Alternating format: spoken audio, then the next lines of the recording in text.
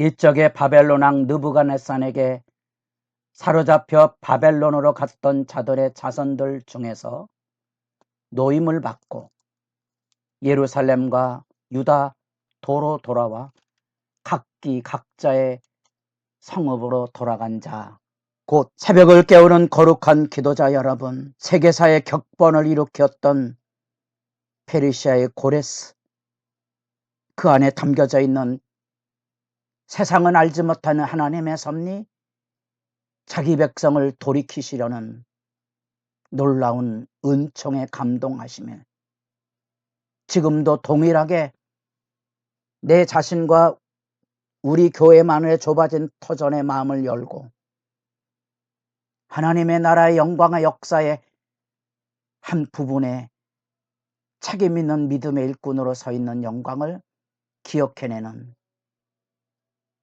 복 있는 시간이 아름답기를 바랍니다. 오늘 우리가 읽어갈 하나님의 말씀은 에스라서 2장입니다. 아마도 성경을 읽다가 이런 부분들을 만나게 되면 굉장히 당혹스러워합니다. 왜 그렇게 족보가 중요했고 이 귀환에서 귀한 자의 명부를 우리가 읽어야 하는 의미는 과연 무엇인가? 이들이야말로 새로운 이스라엘을 건설하는 하나님의 백성을 건설하는 믿음의 기초가 되기 때문에 그렇습니다. 마치 신약성경의 에베소서 2장 21절 22절에 이어지는 단락 안에 사도들의 선지자들의 전통과 사역, 그 말씀과 증언, 그 기초 위에 세워진 하나님의 교회를 여러분들이 기억해낼 수 있다면 이들이야말로 그 하나님이 함께 하시는 하나님의 백성의 공동체를 세워갈 선구적인 주님의 일꾼들이고 지도자들입니다. 그래서 어쩌면 눈물 나는 장면이고요. 그 돌아온 자들의 회중의 합계가 42,360명이요. 64절에 나왔던 이 사람들이야말로 각자의 성읍, 각자의 자리로 돌아가서 잃어버린 그 땅에 새로운 하나님의 백성의 공동체를 건설하는 놀라운 일꾼으로 세워진 사람들의 명예로운 명부이죠. 그래서 은혜의 역사로 돌아오는 길에 이들이 말로 우리는 누구인가에 대한 성찰입니다. 우리는 누구인가? 하나님의 백성으로 분명한 족보를 따라서 하나님의 언약이 깨어지지 않았고 이 믿음의 전승을 통하여 우리는 그 약속을 따라 하나님 앞에 거룩과 정결을 지켜갈 분명한 정체성, 우리가 지금도 일제로부터 해방을 받은 지 80여 년이 이르러도 친일파 낙인이 찍히는 것처럼 그들의 족보가 왜 중요한지는 이후에도 계속 에스라 느헤미야 안에도 반복되겠지만 그 안에 담겨져 있는 분명한 정체성, 우리가 누구인가에 대한 분명한 자리 찾기가 그곳에 있는 거고요. 이들이 무엇을 하였는가? 이들이 무엇을 할 것인가에 대한 기대와 그들의 장엄한 사역을 지금 돌아보게 하는 장면입니다. 하나님의 은혜로 돌아왔습니다. 각자의 성읍에. 그래서 여기 스룹바벨을 중심으로 해서 11명의 이름이 먼저 기록이 됩니다. 나중에 족보에 세스바살이 빠져 있어서 느헤미야에 가보면 이 12명으로 거명하는 경우도 있습니다. 그건 지도자들 12명으로 맞추려는 그런 의도가 담겨져 있는 거고요. 여기 돌아온 그 사람들을 가문을 따라 또는 그 지역을 따라서 분명히 그 족보와 그 백성들이 이 지도자들이 누구인가를 지금 밝혀주고 있는 명부를 지금 우리가 읽고 있는 겁니다. 그들이 누구인가 하는 거지요. 그들이 누구인가. 그 안에서 우리는 제사장, 레위, 솔로몬의 신하, 그리고 불분명한 신분들과 그 기타의 사람들을 이렇게 구분을 해서 지금 명단이 작성되어 있습니다. 이 백성의 가문과 지역을 따라 이루어진 사람들과 더불어 이 사람들이 하는 일의 중요성들을 다시 주목해 보는 겁니다.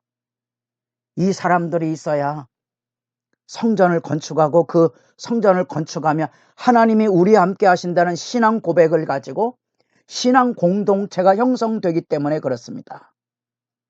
이 잿더미 같은 곳에서 바벨론과 페르시아로 이어지는 그 삶의 자리에 나름대로 뿌리를 내리고 밭을 사고 가정을 이루었던 그 자리를, 안락한 자리를 포기하고 돌아와 눈물 나는 잿더미 위에 그곳에 살고 있었던 사람들과의 갈등, 그 가운데 눈물 나는 삶의 자리 안에 우리가 학계 스가라로 이어지는 성전 건축의 어려움들, 절망들, 좌절들, 이런 것들을 기억하지 않았습니까? 그 가운데 그 사역을 감당할 수 있는 이 제사장과 레위인의 명부가 얼마나 소중한지, 이들을 불러내므로써 이들이 위대한 역사의 기초를 놓았다는 사실을 확인하고 이들이 하나님의 일에 참여하는 일에 거룩한 명부에 이름을 올리고 있고, 놀랍지만 제사장의 명부, 그 명부뿐 아니라 이 레위 사람의 명부가 소개되는데 그 레위 사람의 명부는 적은 숫자로 거기 명부가 기록이 되어 있습니다. 그래서 제사장의 명부는 대략 4,300명으로 추정을 하고 레위는 불과 74명으로 이제 집계가 잡혀지는데 추후에 38명이 추가되긴 하지만 이 레위를 그래서 주목하는 것은 이 제사장 사역, 성전 모든 허드렛 일까지 다 감당해야 되는 그 모든 질서를 세울 험난한, 지금 우리로 얘기하면 거친 사역이지요. 사람들이 은혜가 있어서 그들을 존중해서 11조 헌물을 잘 드리면 그들이 그것을 가지고 생계를 꾸려나갈 수 있지만 이 거룩한 헌신이 무너지게 되면 그들은 생계를 꾸리지도 못할 척박한 삶에 내몰려서 흩어진 사람들이거든요. 포록이 오죽하겠습니까? 그래서 레위 사람 뒤에 여기 느디님 사람이라는 그런 43절에 구분이 나옵니다. 이 느디님 사람, 느디님이라는 이 말은 성전 봉사자를 뜻하는 의미입니다. 마치 사사기의 기브온 시대에 기브온 거민들이, 사사시대가 아닌 기브온 거민들이 여호수아 시대 때 정복을 할 때 화친을 청하여서 물 깃는 자로 일하게 되죠. 그런 성전에 허드렛 일을 하는 성전의 일꾼들까지 이 레위가 통과를 해서 역사를 이루어야 되는 그 상황입니다.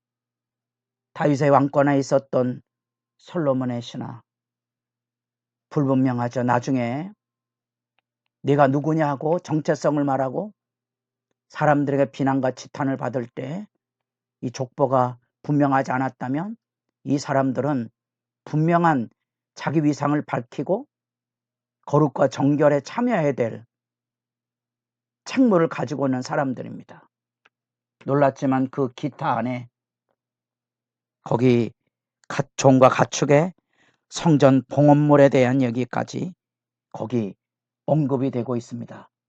그래서 68절에 가보면 어떤 족장들이 예루살렘에 있는 여호와의 성전터에 이르러 하나님의 전을 그곳에 다시 건축하려고 예물을 기쁘게 드리되 힘 잘하는 대로 공사하는 금고에 드리니 금이 6만 1,000달이요 은이 5,000만에요 제사장의 옷이 100벌이었더라. 그 아무것도 없는 삶의 자리 안에 들여졌던 놀라운 헌물, 헌신의 모습이 거기 나타나고 있습니다. 우리에게 그저 지루하게 느껴지는 이 족보 안에서 우리는 돌아와서 성전을 건축한 그들이 누구인가? 그들의 면면입니다.